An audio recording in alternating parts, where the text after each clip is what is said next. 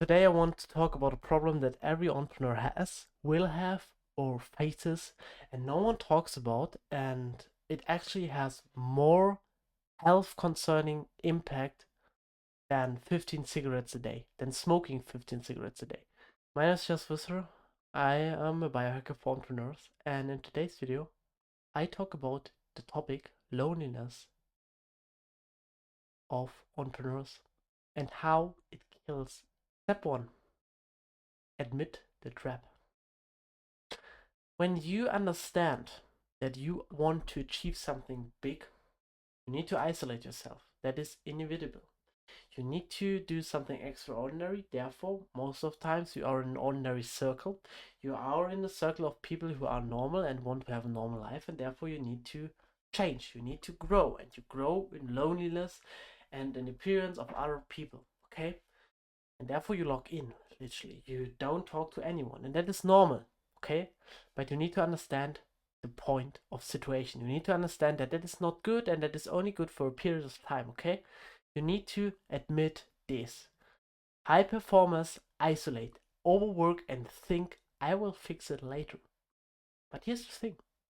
Suddenly you are in your business. You work and work and you cut out everything. You left your girlfriend, then you moved to another town, and the only real person you can talk to is your mother, but only on the phone. And suddenly something shifts. You think, well, now I'm in business. I have to work more than ever and I don't have time for any friends, but I need to make friends, otherwise I'm lonely. And that's crazy. And that's really crazy.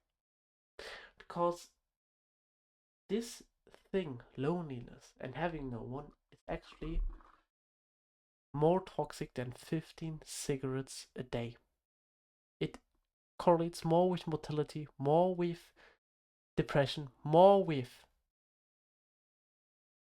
negative health and psychological circumstances, situations, and diagnosis. Loneliness is the number one killer because we as human beings are social animals. And we sit here in our dark rooms for 12, 14 hours a day. But having these 2, 3 hours and having a weekend with people we love, with our friends, our family, our love of life, is the only thing that keeps us alive. Actually, really. So, here are the action steps. I want to make this video very quick. Replace your toxic circles. Move forward and replace all the toxic people that hinder you from achieving a goal. I don't know who you are, I don't know your friends, but when you have friends they are supportive, then keep them. I, for example, have a lot of friends that I know from since childhood. I have a lot of friends because they are all supportive. I have the luck to be in a very supportive environment. I had this dumb people, but I never talk to them anymore. I just cut them. I also have the luck to have a girlfriend, to have the love of my life, and found it before I actually got successful. I'm not even successful right now, but I will keep her even when I'm successful. And then, we build it together. It is great because when you're successful, it's very hard to find someone because most of the people will like you only because of the success, and I can feel how bad it is. But replace your environment, not only cut it, find some new people. And you do that by building strategic brotherhoods. I'm sorry for all the girls who are watching this. Maybe one girl is watching that, I don't know. But I'm talking in guy language because most of the guys have the problem here. So find peer groups, find masterminds, find accountability partnerships, find people in your business, find people in your environment to do the same thing and connect. Talk to them.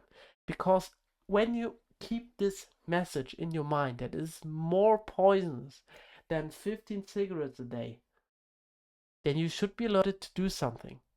Okay?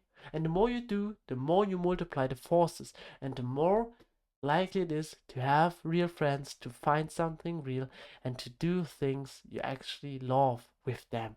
And then the work gets easier because you don't have to feel this alone. You don't get weird when you are social. For example, I was burned out. I showed you the picture of me burning out, and it was a mess. I was, I don't know, I was close to close to be a psychopath and being in psychiatry and being actually in medical revision. I was very, very close to it. And I didn't even notice it because I was lonely. I had no one, I was there. But I can tell you this.